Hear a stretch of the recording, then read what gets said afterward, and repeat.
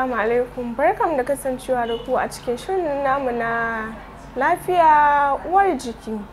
A yau shirin lafiya uwar jiki zai tattauna ne da Rayyanu Hashim, ƙwararre a fannin ciwon ido. Inda a yau za mu tattauna da Rayyanu Hashim zai mana bayani game da ciwon ido. Shin wannan ciwon ido ya kasu kashi nawa ne? Kuma idan mutum ya kamu da ciwon ido, ya kamata ya bi domin ganin ya kula da wannan idon nashi? Sai ku kasance da mu a cikin shirin wanda ni Fatima Shehu Kacan zan gabatar muku da shi.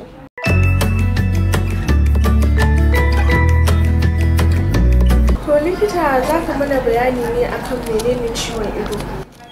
To jama'a barka da wannan lokaci. Idan aka ce menene ciwon ido, sai mu ci to ido kamar yadda Allah subhanahu ta'ala ya halicce shi da kwaya biyu ne, kuma an yi shi don ya zama na fitilla a jikinka, zai nuna maka ina za ka je da dukkan abin za ka yi, shine zai harkaka maka hanya.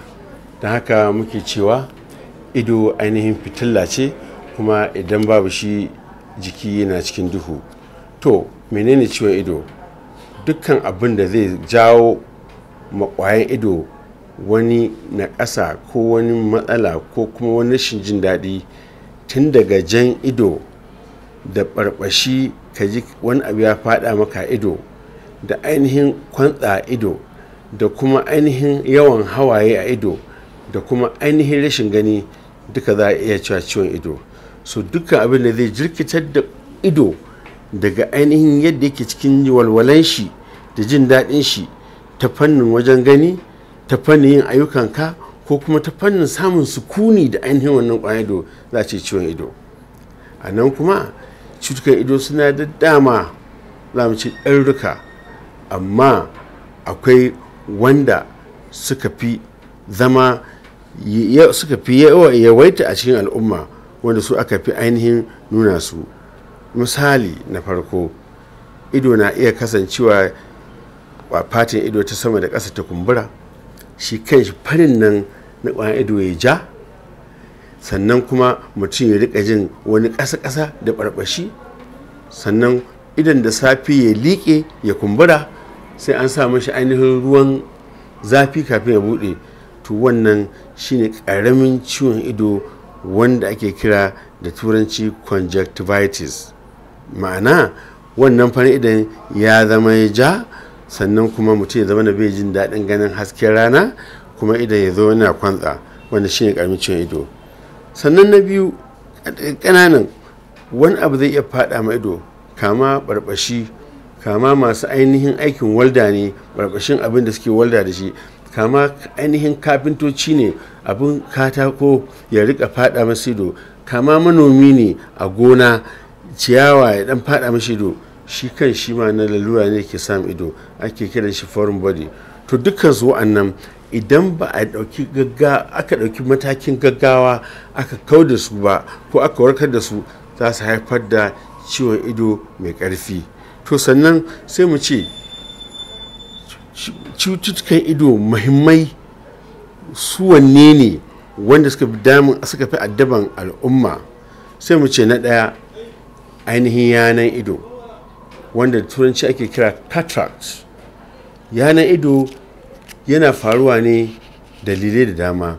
Yawanci na farko, ana iya haifan yaro da yanan ido, musabbabin mahaifiyarsa ba mamaki lokaci take dauke da cikinsa za ta iya samun ainihin lalurori, kamar irin wani bakon da ake kiran shi German measles, da dai wasu cututtuka daban, ko sanadiyar shan magungunan gargajiya barkatai, yana iya haifar nan da yanan ido.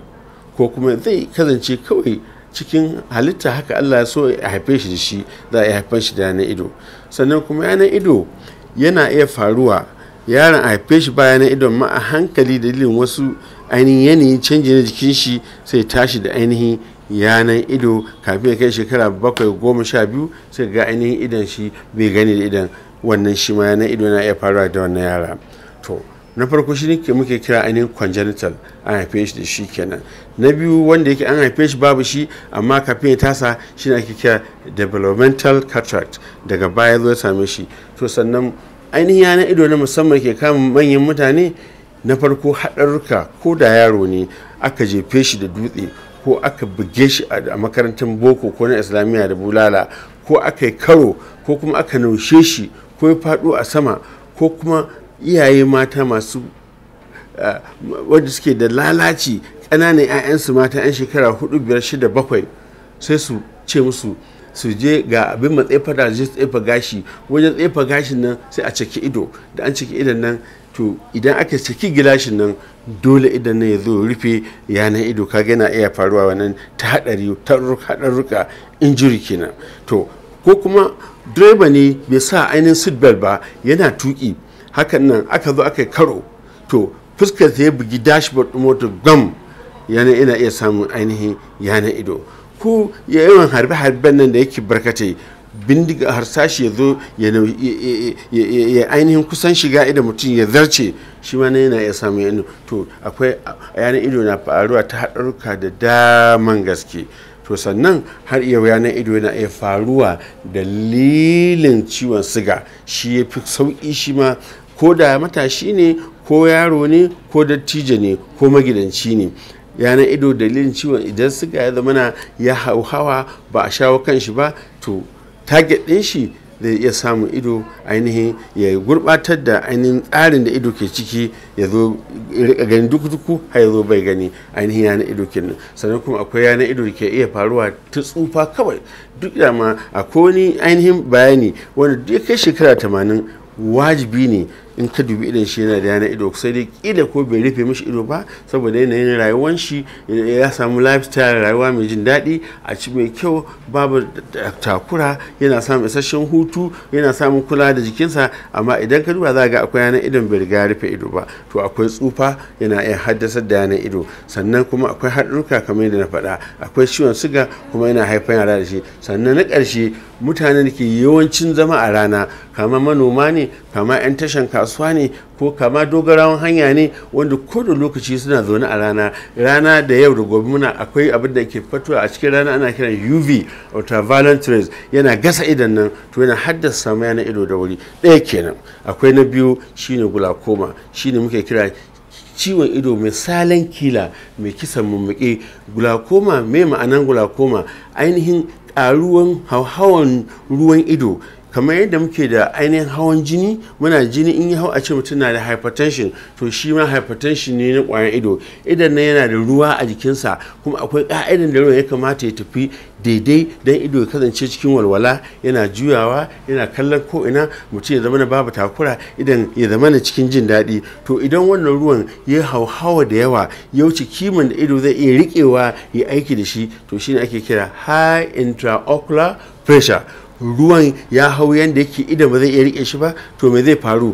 Ainihin jijiyoyi wanda suka tashi daga ainihin cin ƙwayan ido suke sada kwakwalwa da saƙon gani, sai ya zama sai su tumɓuko a hankali. Ruwan nan yana da zaizaye su, kamar gonaki ne a gefen kogi, kogin na ya zo ya rigawa, to idan rigawa nan ya cika kogi ya zo fantsama, ruwa kuma daɗe ya 'yan mako ɗaya mako biyu, to ka je ka duba da masara da dawa jijiyoyinsu za su tumɓuke. Haka nan yake faruwa da masu ainihin hawan jini ido wanda muke kira glaucoma. To amma shi ma glaucoma hawa ne, akwai wanda ake haifan yara da shi halittacce, wanda ake kira congenital glaucoma baptismus, wanda ana haifan yara da shi idan musamman iyayen sun gado, yaron ya gado daga iyayensa ne ko kuma kakanninsa, za a iya haifan yaro da irin wannan ciwon glaucoma.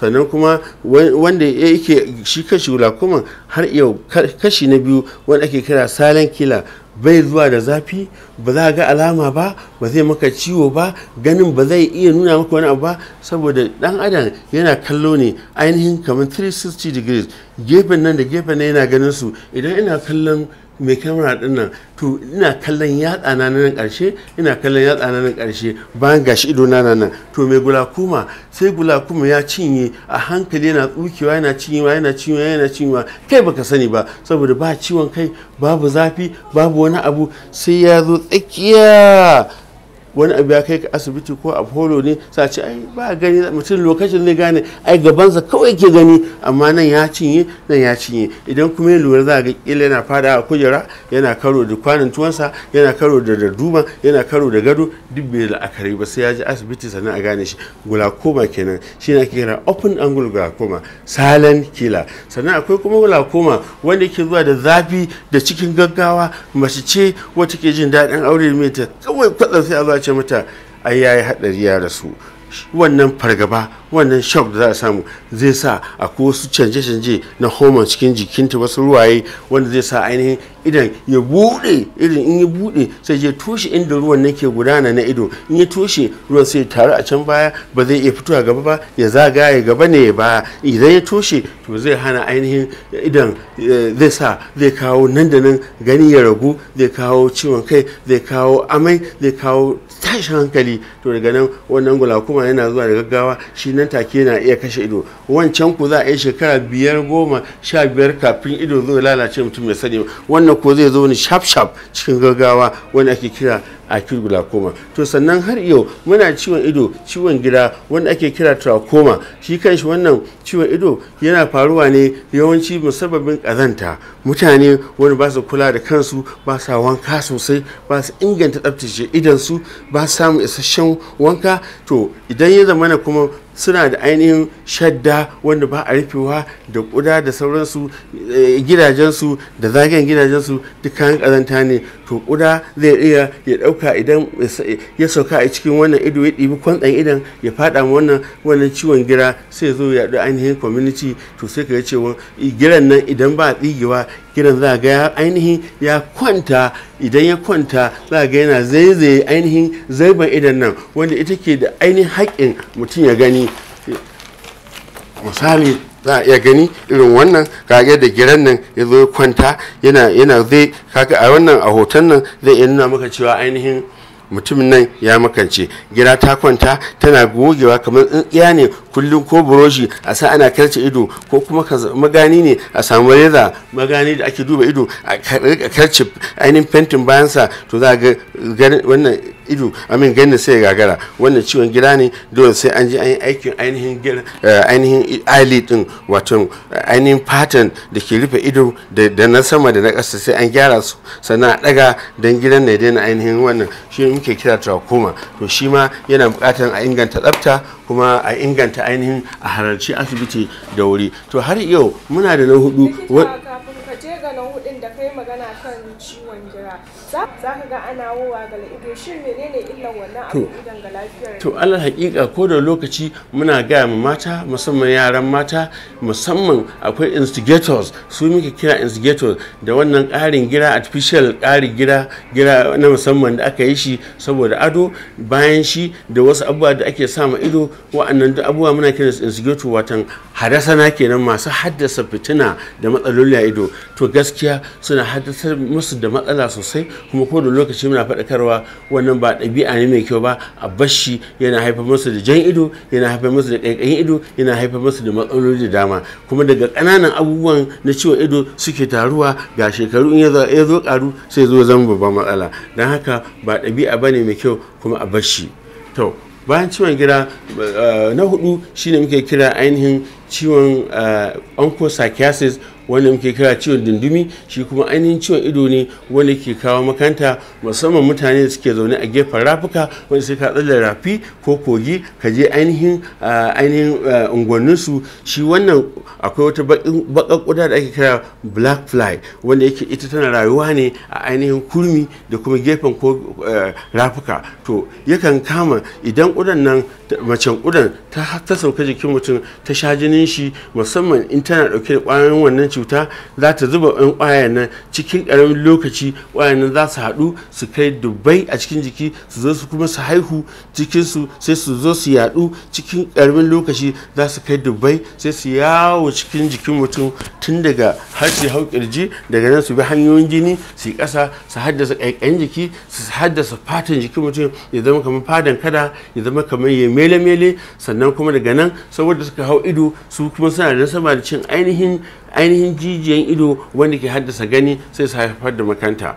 shi ne ake kira ciwon dundumi. Za a ga mutum ido dara-dara amma baya gani. Wannan dalilin ainihin ciwon bakin kuda kenan wanda muke kira onchocerciasis sunan ciwon. So sabila haka su waɗannan mutane su waye target, su ake da risk, su waye suke da kusantar samun haɗarka. Fulani masu kiwo, masu wanke-wanke, masu ainihin kama kifi da masu ainihin tuka kwale-kwale da kuma mutanen ƙauye da sai sun ratsa sun tafi ɗaukar su ko su zo sun wanke-wanke. Su ne wa'annan mutane wanda suke shin haɗarin kama da irin wannan ciwo. To sabila haka amma akwai magunguna da aka ƙirƙiro da shi wanda ke kira mectisan. Mutum zai sha na kimanin kamar shekara 10 da manufan zai kashe ƙananan ainihin ƙwayayen kuma ya kashe ainihin manyan tsutsotsin wadda saboda ƙwayan za su zama tsutsotsi a jikin mutum to zai kashe su sannan kuma ya randarin ɗansu yadda ba za su haihuwan karuwa za su haifu ba ya su ba sannan mutum ya zama nan ainihin ya samu sauki. To wannan kenan. To har yau